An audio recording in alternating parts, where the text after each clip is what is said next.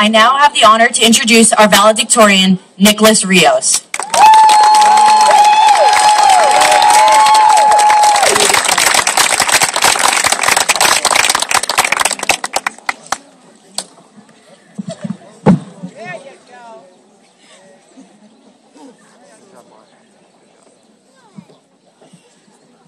Before I begin, I would like to truly and sincerely thank everyone who has made this graduation possible.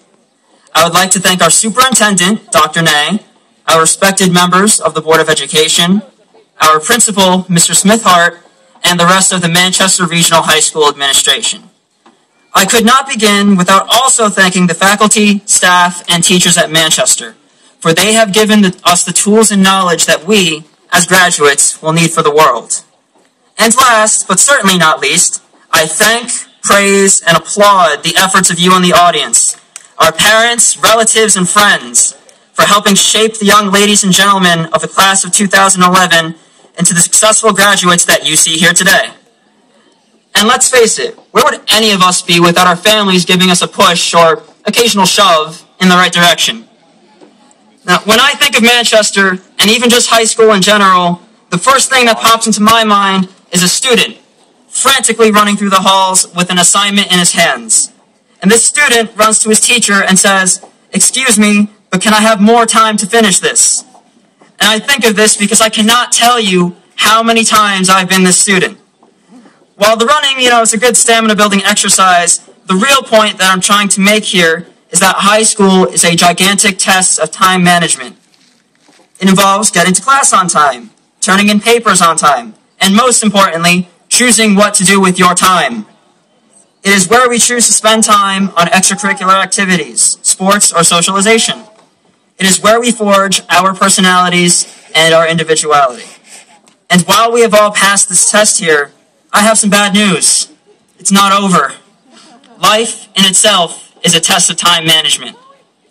And if life is just time, then the issue becomes what we do with that time. More importantly, do we search for meaning in the years we spend on this planet, or do we just try to get by? If there is one thing, one integral piece of wisdom that I learned at Manchester that I would never, in a million years, want to forget, it is that you cannot just live your life for yourself.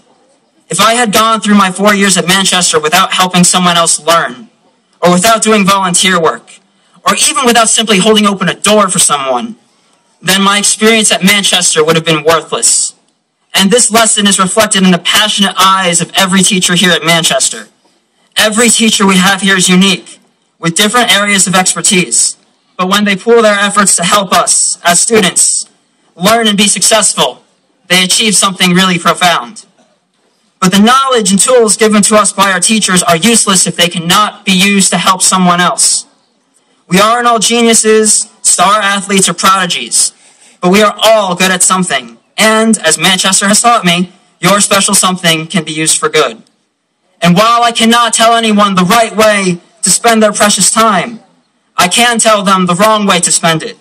And the wrong way to spend time is to waste it by doing nothing to help anyone else. So, to the class of 2011, this is my challenge to you. I am not asking you to become a CEO of a major company. I'm not telling you to make millions of dollars, or design a flying car, or to discover the cure for cancer. My challenge to you is to find fulfillment by helping others. I want you to find whatever it is that makes you happy and passionate, and use it to make others smile. Help someone every day of your life, even if it's just a small token of gratitude. Hold open a door for someone. Make a small donation to a charity. Do a random act of kindness. It doesn't take rocket science to make this world better. I don't want you to wake up every morning and think about how much you hate your job or how you feel meaningless. When you aid others, you can wake up each morning, find something productive and beneficial to do, and consequently, find something to smile about. And I couldn't ask for more. Just remember that the world can be like the vastness of the night sky. It is dark and filled with greed, desires for self-gain, and evil. And those who watch out for the good of society are stars in the night sky, who provide a speck of light and hope for those who need it. And right now, each and every one of you are one of those stars. And now that you are all here together, right in front of us, the world does not seem so dark anymore. So I can say with absolute confidence that the world will be a better place because you, the graduates of the class of 2011, will be a part of it. Never forget and always remember what you are capable of. Do not, and I repeat, do not waste your time here on earth. Know that you have the power, single-handedly, to light up someone's world, and time spent doing that is never a waste. And to conclude, I offer the wisdom of Mohandas Gandhi, who said, "The best way to find yourself is to lose yourself in the service of others." Thank you.